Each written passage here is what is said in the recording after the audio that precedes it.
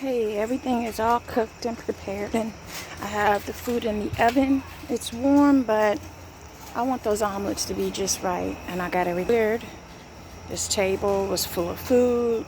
Those two tables are pushed to the side. My neighborhood is beautiful. You can't see because it's dark, but I don't want my neighbors coming out here like.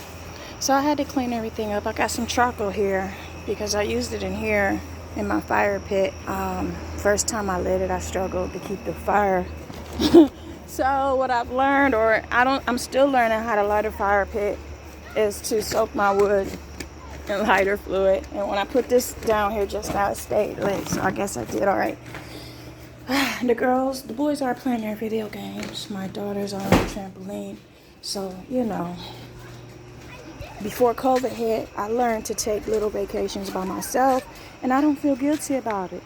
Now, when my children were younger, they went to all the trips. We went everywhere together.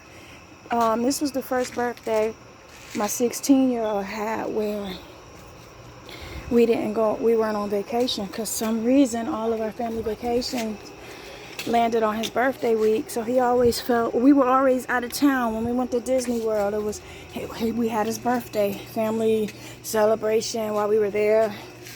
You'll see Facebook memories of me at Cedar Point or water parks or different places. And it was always during Jasiri's birthday. And I've had people say things like, where are your boys? First of all, they don't really let me or like me posting pictures of them. Or it might seem like I idolize my girls.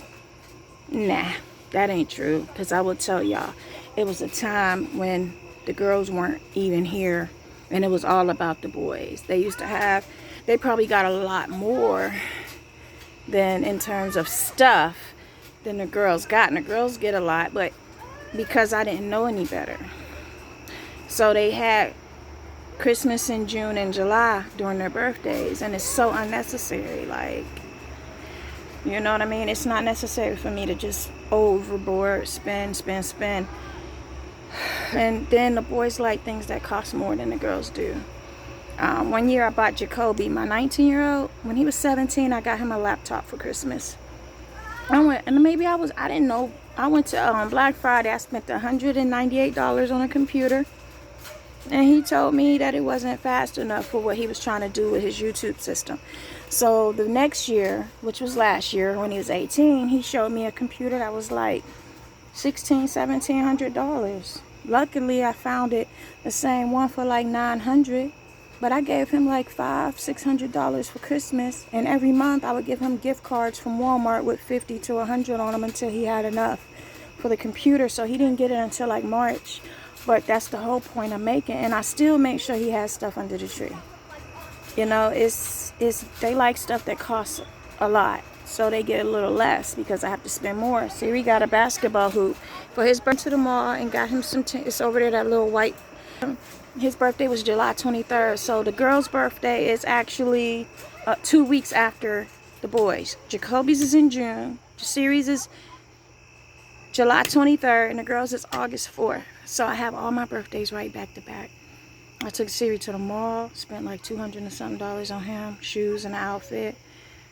And he's still getting, he got this basketball hoop now. So I'm done. The kids are done. Now I told them, let me save for a few months. Like, I really want to save, put me a down payment together for a house. So the boys definitely get attention. Kobe got an iPhone in May, the iPhone 11. I got a $400 phone. He got a $900 phone. So, they get their stuff. And this is the first summer that I haven't done any shopping for myself. And I feel good about it. Like, I'm learning the value of saving money. And I don't feel like I'm missing anything at all. Like this shirt I might have got last summer. These shorts I got on last summer. And I'm okay with that. Like, I'm saving. I want to have a down payment for a house. I want to buy me a house next year. So if I'm still making these videos, y'all will see that I'm going to buy me a house. Who knows? Maybe it'll come before that. I don't feel comfortable paying people rent anymore. Like, that's not the way it's supposed to be. Something is wrong with this picture, and that's where I am. And I'm not going to keep giving somebody else rent. I'm going to buy my own house and have my own house, and it's not going to be long. I burnt my hand while I was cooking. I'm about to make these plates. We got omelets. And I do cook a lot. My kids, I don't have a problem with, I don't just make them eat what they don't like. As long as they have a protein, as long as they have a vegetable. There's so many ways you can have your children eat things that are healthy and you not overdo it. I mean, if you like me, if I know all my kids like spinach, so we have a lot of spinach. They all like eggs. But if I know my child don't like broccoli, I'm not going to force them to eat broccoli, but they're going to have a vegetable. Even if I have to make something and put it in containers for them, that's something you can do to where you could throw it in the microwave, you know. But I don't force my kids to eat things they don't like, but I do make sure they have a supplement. We all eat different things. My son, my 16-year-old grew up with ADHD and was really picky about textures of food. My oldest son messed him up. Jasiri is my 16-year-old. He used to love chicken when he was little. Somewhere along the line, Jacoby, that's the one that's 3 years older, used to pointed a chicken to him. We was on the road traveling. Animals, beef come from that, chicken, and it just totally messed up Jasiri's appetite for meat. So what kind of mom would I be if I cook steak for everybody and force Jasiri to eat something he don't want?